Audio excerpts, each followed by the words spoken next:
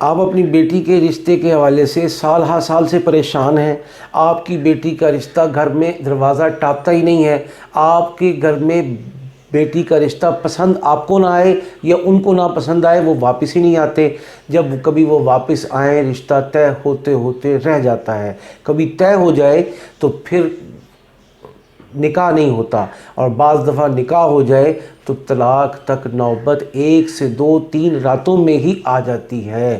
ایسی میں نے بے شمار لاتعداد کہانیاں اپنے کانوں سے سنی ہیں، اور میرے بے شمار مسلمان بہن بھائی اس مسئلے سے دوچار ہیں، اور پوری دنیا میں دوچار ہیں اور دکھی اور غمگین ہیں۔ اب کیا ایسا کام ہو کہ جس کی برکت سے میری بہن بیٹیوں کے ہاتھ عزت سے بر وقت پیلے ہو جائیں، ان کے بالوں میں چاندی اترنے سے پہلے اور ان کے والدین کے قبروں میں اترنے سے پہلے، دکھوں، غموں، بیماریوں اور ڈپریشن، ٹینشن سے پہلے وہ اپنے بچوں کی خوشیاں دیکھ سکیں اور دیکھ کر اپنی آنکھیں ٹھنڈی کر سکیں۔ یہ انتہائی سلگتا ہوا معاشرتی موضوع ہے۔ ہم یہ چاہتے ہیں بطور معاشرہ، بطور قوم، بطور سماج کہ ہمارا دشمن سسکے، پریشان ہو، بدحال ہو، اور اس کے لیے جہاں روزی کی تنگی ترشی پیدا کرنے کی کوشش کی جاتی ہے، وہاں پر دوسرا کام یہ کیا جاتا ہے کہ اس کی بیٹیوں کی شادیاں نہ ہوں۔ اب یہ حال ہو گیا ہے کہ اس کے بیٹوں کی بھی شادیاں نہ ہوں، اور کبھی ہو جائیں تو پھر طلاق تک نوبت بہت جلد آ جائے۔ اس مسئلے کا حل کیا ہے؟ اس مسئلے کا حل کوئی وظیفے کر رہا ہے، کوئی قاری صاحب کو بلا رہا ہے، اور کوئی ختم کروا رہا ہے، کوئی سورہ یاسین پڑھوا رہا ہے، کسی نے آیت کریمہ کا 1.25 لاکھ کے 2 4 ختم کر لیے ہیں، لیکن حالات ٹس سے مس نہیں ہو رہے۔ حالات میں ایک رتی کا بھی فرق نہیں آ رہا۔ اب کیا کرنا چاہیے؟ اب سب سے پہلے یہ دیکھنا چاہیے کہ آپ کا مسئلہ کہاں ہے، کتنا ہے، اور اس کے حل کے لیے درست سمت میں کیا کوشش کرنی چاہیے۔ اس کو کہتے ہیں استخارہ۔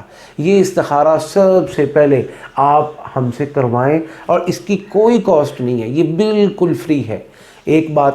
دوسری بات یہ کہ جب یہ دیکھ لیا، یہ پتہ لگ گیا، اور اس بات کا اطمینان ہو گیا کہ ہم بندش کا یا جادو کا یا نظر بد کا یا حسد کا شکار ہیں، اور ہمارے ارد گرد آستین کے سانپ ایسے ہیں جو ہمیں ہنستا مسکراتا نہیں دیکھنا چاہتے، تو کیا ایسی کوشش ہو کہ ان کے ہوتے ہوئے اور ان کے الٹا ٹنگ کر کوشش کرتے ہوئے وہ ہماری بیٹی کی رخصتی، ہماری بیٹی کا گھر بسنا، ہماری بیٹی کی اولاد اور شوہر کے ساتھ اور سسرال میں خوشیوں کے شادیانے بجنے سے روکنے کی کوشش کریں، لیکن کامیابی حاصل نہ ہو۔